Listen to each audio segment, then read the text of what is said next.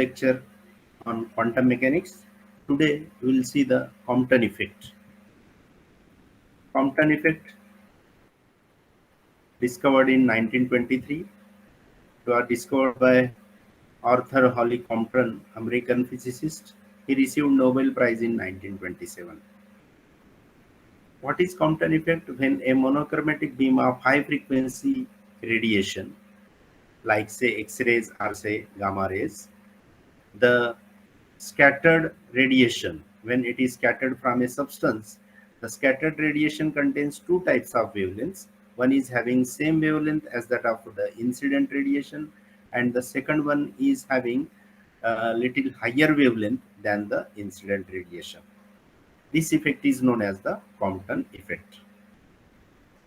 And this change in wavelength is known as the Compton shift. So in this lecture, we will see the how the classical theory fails to explain the Compton effect, and we will see the uh, experimental arrangement to study the Compton effect, and we will see the quantum treatment to study the Compton effect, and we will derive the Compton shift expression for the Compton shift, and we'll find the results, and we compare the experimental results with the theoretical results.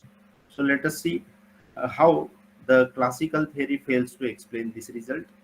So according to classical theory, the radiation pressure should cause the electron to accelerate and set the electron oscillating. If the radiation has it is in the form of waves, according to classical theory, the radiation pressure should cause the electron to accelerate.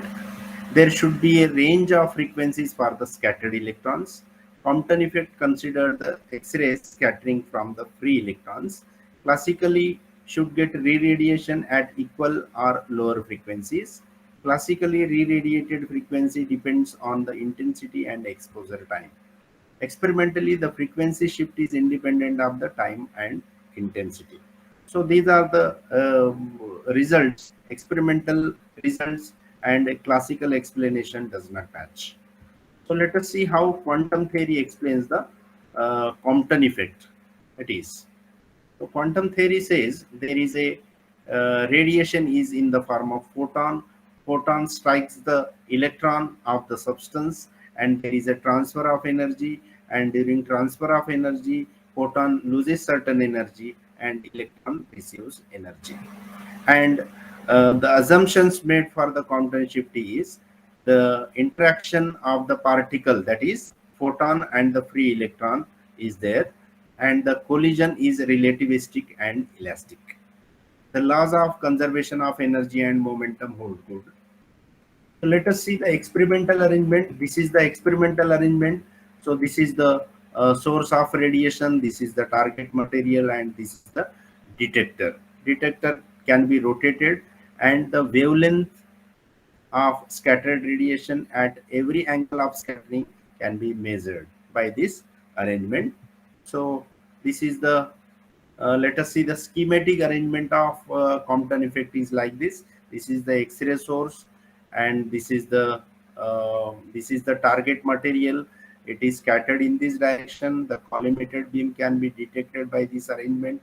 There is a rotating crystal spectrometer, and the ionization chamber can be rotated, and it can measure the scattered wavelength at every angle of scattering. So let us see what are the experimental results. So these are the graphs. When graph is plotted between intensity versus wavelength, it is like this. At scattering angle 0, this is the graph. One peak is there. That means this is lambda 0 is the original wavelength. There is no shift, no change in wavelength is observed at an angle 0 degree. That is, at scattering angle 0 degree, there is no shift. But when the scattering angle is 45 degree, there is little shift. We find the lambda dash, which is the change in wavelength. This is the original wavelength. So in addition to this original wavelength, we will find the lambda dash as a higher wavelength at an angle 45 degree. And further, if you increase the scattering angle, the shift is found to be increased like this. So here The observations are like this: shift of wavelength delta lambda increase with the angle of scattering. Shift of wavelength is independent of lambda. Shift of wavelength is independent of the target material. Even if you use different target, the same shift is observed. And the relative density of modified and unmodified component depends upon the target material. So modified means changed wavelength lambda dash, and unmodified means lambda dash, that is the original wavelength. So relative intensity peaks may be differ with the change in different target. So let us consider the schematic diagram. So this is the free electron of the substance, and this is the incident photon. There is a collision between electron and photon. After collision, the photon will be scattered in this direction. This is the angle of scattering is there, and electron will move in this direction with energy E and momentum P, with making an angle theta with the x-axis. Here h nu is the incident energy, h nu dash is the scattered photon energy. And if it is if h nu dash is the energy of scattered photon, then h nu dash by c will be the momentum of the scattered photon, and its component x component is taken as h nu dash by c into cos phi, and its vertical component is taken as h nu dash sin phi by c. So these are the vertical and horizontal components of the momentum of the scattered photon. Similarly, if p is the momentum of the recoil electron, then its x component will be p cos theta, and its y component will be p sin theta. And here we consider, or say we apply the law of conservation of energy as well as law of conservation of momentum, and then by using these equations we derive the expression for the lambda shift, that is delta lambda. So for the quantum mechanical treatment, energy of incident photon is equal to h nu is equal to hc upon lambda. Momentum of incident photon is equal to h nu by c is equal to h upon lambda. Energy of scattered photon is equal to h nu dash, that is equal to hc upon lambda dash, and momentum of scattered photon is equal to h nu dash by c, that is equal to h upon lambda dash. And rest mass of electron is taken as m0. Now, relativistic mass of electron is taken as this. According to relativity, the mass of electron will change, and that is equal to m is equal to m0 is the rest mass upon 1 of square root of 1 minus v square by c square. If you apply this equation, then the energy comes out to be equal to, electron energy will be comes out to be equal to bracket p square c square plus n0 square c to the power 4 and whole to the power half. Now by applying the law of conservation of energy, h nu plus m0 c square is equal to h nu dash plus e. So this is the energy before collision, this is the incident photon energy, and this is the energy of the rest mass of energy of the electron which is at rest, and this is the energy of the scattered photon, and this is the energy of electron after collision. So if you solve this equation and making certain arrangements, so we find that p square c square upon h square is equal to nu minus nu dash square plus 2 nu minus nu dash into m0 c square upon h. This is, say, equation number 1. So by applying the law of conservation of energy, we have derived this equation number A. Okay, and then we apply the law of conservation of momentum. We'll find the equation number, say, B, and in that equation we find that these terms are same. The left hand side term and this term also will be same, but the second term, or say last term, will be different. In case of equation number B, we equate these terms and we'll find the expression for the delta shift. So let us see the law of conservation of momentum. So by applying the law of conservation of momentum along x-axis, so h nu by c is the momentum of photon before collision. As electron is at rest, its momentum will be 0. H nu dash by c cos phi is the, as I shown in the figure, this is the x component of momentum of this scattered photon.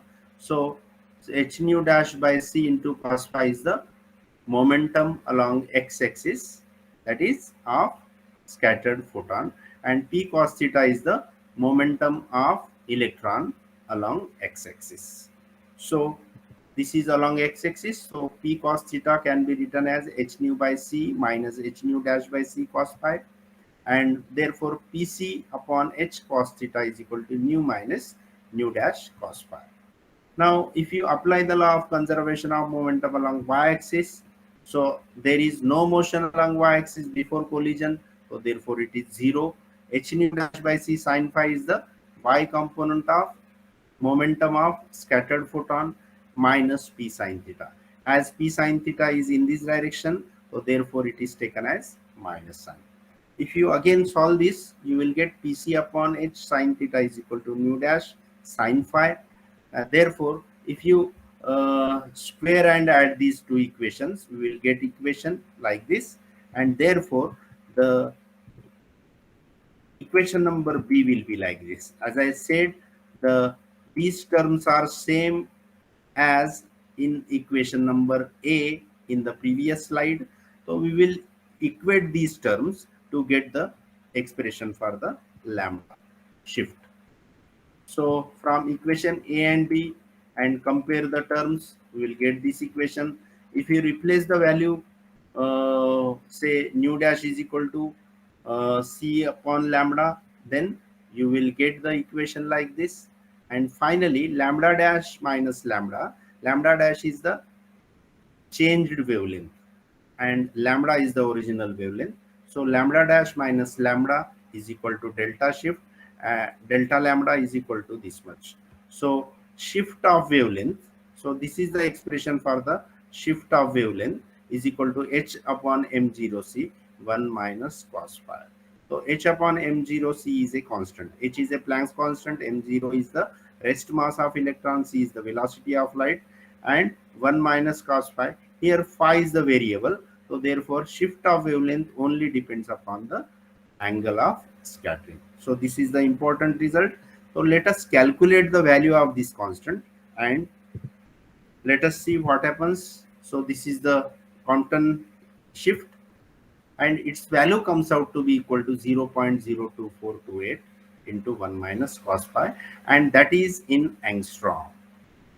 Generally we use the lambda, that is for X-rays, in angstrom, and therefore we kept this constant as 0.02428 as angstrom. Otherwise we will have to convert that into meters for the SI units.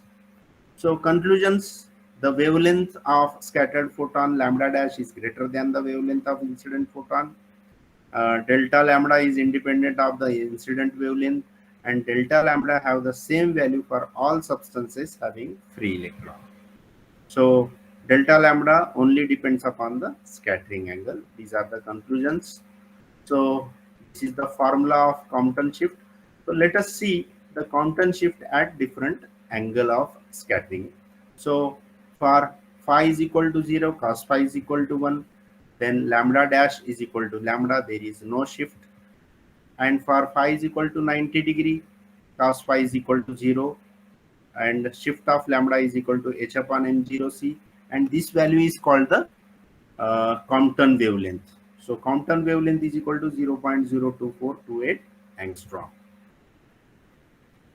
When phi is equal to 180 degree, the shift is maximum, that is equal to 2 times Compton shift, 2 times Compton wavelength, that is equal to 0.04856 angstrom, and which is maximum. So let us see why the Compton effect is not observed for the visible spectrum. So we know that visible spectrum means visible radiation have wavelength range 4000 angstrom to 8000 angstrom, and for X-rays it is around say 1 angstrom to 100 angstrom. So the maximum shift of wavelength in Compton effect is equal to 0.04656, and it is roughly about say 0.05 angstrom. So this is very small change as compared to the wavelength of visible spectrum. So therefore, for X-rays, it is just a 5% change in the incident radiation. For X-rays, it is the 5% change in the incident radiation. But for the visible spectrum, it is 0.01% change. Therefore, such a small change cannot be detected, and therefore, Compton effect is not observed in visible spectrum. So from the law of conservation of momentum, we have these two equations. From these two equations, one can find the direction of recoil electron. So that is equal to this much. So this is the equation tan theta. Theta is the angle through which the electron can recoil, and that can be found by using this equation. So kinetic energy of recoil electron can be calculated like this. So kinetic energy of a electron is equal to incident photon energy and minus the scattered photon energy. So that is equal to this equation. So energy donated by the incident photon to the electron is gained as a kinetic energy, and this is the formula for the kinetic energy. So okay, we will see one illustrative problem.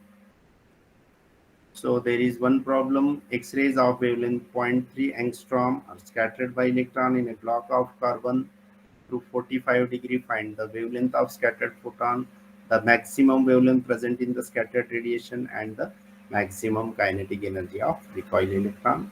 So given data is original wavelength, incident wavelength is 0.3 angstrom, phi is equal to 45 degree. So this is the formula. If you put the value, you will get lambda dash as like this. So lambda dash comes out to be is equal to 3.0071 angstrom, and it should be expressed in meters because we use standard units, and lambda max is equal to 0.04856 angstrom. That is also expressed in meters, and energy will be calculated by using this formula, and it comes out to be equal to 1.56 into 10 to the power minus 18 joule. So we'll see the different problems in the next lecture. Till now, thank you very much.